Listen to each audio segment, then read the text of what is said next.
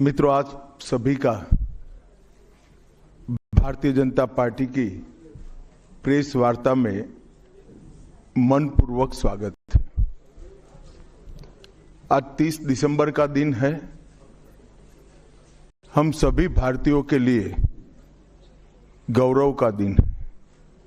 आज ही के दिन 1943 में बंगाल की भूमि के सुपुत्र और देश के महान स्वतंत्रता सेनानी नेताजी सुभाष चंद्र बोस ने पोर्ट ब्लेयर में पहली बार आजाद भारत का झंडा फहराने का काम किया था।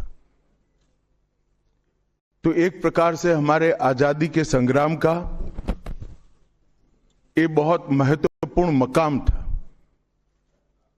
और इसके कई साल बाद, 8 दशक बाद, आज 30 दिसंबर को जब हम पीछे मुड़कर देखते हैं तो बंगाल के लिए भी आज से लेकर अप्रैल तक का समय बहुत महत्वपूर्ण समय है। अप्रैल में बंगाल में विधानसभा के चुनाव होने जा रहे हैं। भय, भ्रष्टाचार, कुशासन और घुसपैठ की जगह विरासत, विकास और गरीब कल्याण की एक मजबूत सरकार बनाने का बंगाल की जनता का संकल्प बंगाल में जहां पर भी जाते हैं वहां दिखाई पड़ता है। तृणमूल कांग्रेस के 15 साल के शासन में भय, भ्रष्टाचार और कुशासन और विशेषकर घुसपैठ से बंगाल की जनता चिंतित भी है, भयभीत भी है और आशंकित भी है। हम भारतीय जनता पार्टी के सभी कार्यकर्ता बंगाल की जनता को आश्वासन भी देना चाहते हैं और वादा भी करना चाहते हैं कि मोदी जी के नेतृत्व में बंगाल में भारतीय जनता पार्टी की सरकार बनने के साथ ही यहां की विरासत को हम पुनर्जीवित करेंगे। विकास की गंगा फिर से बड़ी तेज गति से बहेगी और गरीब कल्याण, जो बंगाल का आज बहुत महत्वपूर्ण मुद्दा बना है, देश भर में जहां जहां एनडीए सरकार है, भाजपा सरकारें हैं, हमने गरीब कल्याण को प्राथमिकता दी है। यहां पर भी गरीब कल्याण को प्राथमिकता दी जाएगी। और इस सब के साथ साथ एक ऐसी मजबूत राष्ट्रीय ग्रिड बनाएंगे जो बंगाल से घुसपैठ को समाप्त कर देगी। इंसान छोड़ दीजिए, परिंदा भी पैर नहीं मार पाए, इस प्रकार की एक मजबूत ग्रिड की रचना हम करेंगे। और न केवल घुसपैठ रोकेंगे, सारे घुसपैठियों को चुन चुन कर भारत के बाहर निकालने का काम भी भारतीय जनता पार्टी की बंगाल सरकार करेगी। आज ममता बनर्जी के नेतृत्व में भ्रष्टाचार के कारण पूरे बंगाल का विकास एक प्रकार से थम गया है। मोदी जी की सारी लाभकारी योजनाएं जो पूरे देश में गरीबी का उन्मूलन कर रही है, यहां पर टोल सिंडिकेट के भेंट चढ़ चुकी हैं और हर योजना डेड एंड पर पहुंच चुकी है। 14 सालों से भय और भ्रष्टाचार ये बंगाल का पहचान बना हुआ है। बीजेपी सरकार का संकल्प 15 अप्रैल 2026 के बाद जब भाजपा सरकार बनेगी, बंग गौरव, बंग संस्कृति, उसके पुनर्जागरण की हम फिर से शुरुआत करेंगे। और विवेकानंद जी, बंकिम बाबू और गुरुवर टैगोर और श्यामा प्रसाद मुखर्जी के स्वप्न का बंगाल बनाने का हम फिर से एक बार प्रयास करेंगे।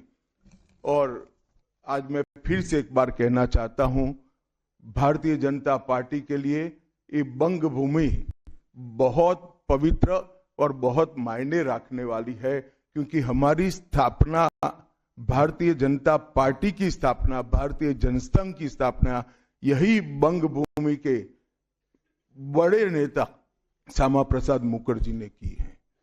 भारतीय जनता पार्टी की स्थापना से स्वामी विवेकानंद और बंकिम चंद्र चट्टोपाध्याय, इनका अनुकरण भारतीय जनता पार्टी ने अपने सभी सिद्धांतों के अंदर किया है। मित्रों, आज जब मैं कह रहा हूं कि इस बार 26 के बंगाल के विधानसभा चुनाव में बंगाल में हमारी सरकार बनेगी, इसका मजबूत आधार भी भारतीय जनता पार्टी के पास है। मैं आपको 2014 से 2024 तक के चुनाव के यात्रा के परिणामों को बताना चाहता हूं। 2014 के लोकसभा चुनाव में हमें 17% वोट मिले थे और 2 सीटें मिली। मेरी बात जरा सभी पत्रकार बंधु ध्यान से सुने। 2014 के चुनाव में हमें 17% वोट और 2 सीट मिले थे। 2016 के विधानसभा चुनाव में हमें 10% वोट मिले और विधानसभा की केवल 3 सीटें मिली थी। फिर 14 से 19 के बाद 19 के लोकसभा चुनाव में हमें 41% वोट मिले और 18 सीटें मिली। और 21 के विधानसभा चुनाव में हमें 38 वोट मिले और 77 सीटें मिली। ये बहुत बड़ा अंतर है। जिस पार्टी को केवल 3 सीट मिले थे, वो पार्टी 5 साल के ही अंतराल में 77 सीट प्राप्त करी। और इसका नतीजा देखिए, कांग्रेस, जिसकी एक प्रकार से स्थापना ही बंगाल से शुरू हुई, वो कांग्रेस पार्टी बिग जीरो पर पहुंच गई।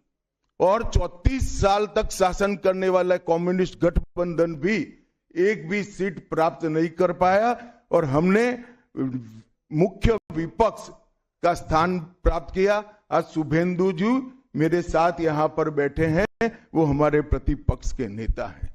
24 के चुनाव में भी हमने 39% वोट प्राप्त किया, 12% सीट प्राप्त की, 12 सीटें प्राप्त की। और 26 में हम निश्चित रूप से प्रचंड बहुमत के साथ भारतीय जनता पार्टी की सरकार बनाने वाले हैं। मित्रों, ये 24 से अब तक का समय भारतीय जनता पार्टी के लिए बहुत शुभांकर सिद्ध हुआ है। 24 में लगातार तीसरी बार नरेंद्र मोदी जी इस देश के प्रधानमंत्री बने। उसके बाद महाराष्ट्र में, हरियाणा में, दिल्ली में और अब बिहार में भारतीय जनता पार्टी की सरकारें बनी हैं। 24 के चुनाव में उड़ीसा और आंध्र प्रदेश में भी पूर्ण बहुमत की भाजपा की और एनडीए की सरकार बनी है। मुझे पूरा भरोसा है कि 2026 में बंगाल में 2/3 बहुमत के साथ भारतीय जनता पार्टी की सरकार बनेगी। ये बंगाल की जनता तय कर बैठी है। मित्रों, जहां पर भी बंगाल में जाते हैं, पूरे बंगाल की जनता घुसपैठियों से त्रस्त है। क्या कोई राज्य सरकार ऐसी हो सकती है जो घुसपैठियों की पनाहगाह अपने राज्य को बना दे? राष्ट्रीय सुरक्षा पर कितना बड़ा खतरा है, इसका जवाब बंगाल की मुख्यमंत्री ने बंगाल के चुनाव में दे। घुसपैठ रोकने के लिए उनके पास क्या योजना है? आर्टिकल 370 हटता है, वो विरोध करती है। सीएए लाकर बंगाल के शरणार्थियों को नागरिकता देने का हम कार्यक्रम करते हैं, वो विरोध करती है। और वो ठीकरा फोड़ते हैं कि बीएसएफ है, वो रोक नहीं रही है। ममता जी, मैं आज आपको इस सार्वजनिक प्रेस वार्ता में पूछना चाहता हूं कि कौन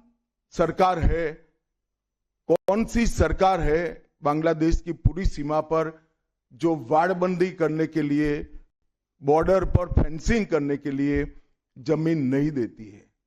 अगर आप जवाब न दे पाए तो मैं ही देता हूं। आपकी ही सरकार है जो जमीन नहीं देती है, जिसके कारण फेंसिंग का काम समाप्त नहीं होता है। फिर भी भौगोलिक रूप से कठिन सीमा पर से कोई घुस कर आता है तो कहां जाता है? सबसे पहले बंगाल के गांव में जाता है। आपका पटवारी क्या कर रहा है? आपका थाना क्या कर रहा है? क्यों इसको अरेस्ट नहीं किया जाता? क्यों उस पर केस दर्ज नहीं होता? क्यों इसको वापस भेजा नहीं जाता? जवाब है क्या आपके पास? क्या बंगाल की मुख्यमंत्री जवाब दे सकती है कि असम में घुसपैठ क्यों बंद हो गई? त्रिपुरा में घुसपैठ क्यों बंद हो गई? गुजरात और राजस्थान की बॉर्डर पर घुसपैठ क्यों नहीं होती है?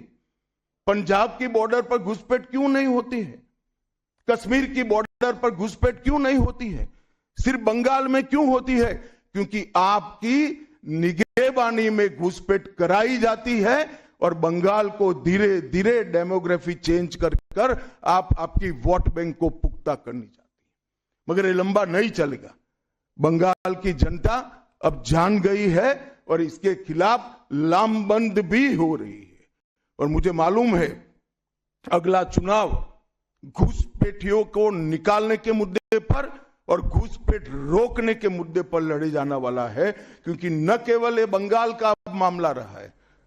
मैं आज बंगाल की जनता को इस प्रेस वार्ता के माध्यम से बताने आया हूं कि बंगाल की बॉर्डर से हो रही घुसपैठ सिर्फ बंगाल का मामला नहीं रहा है।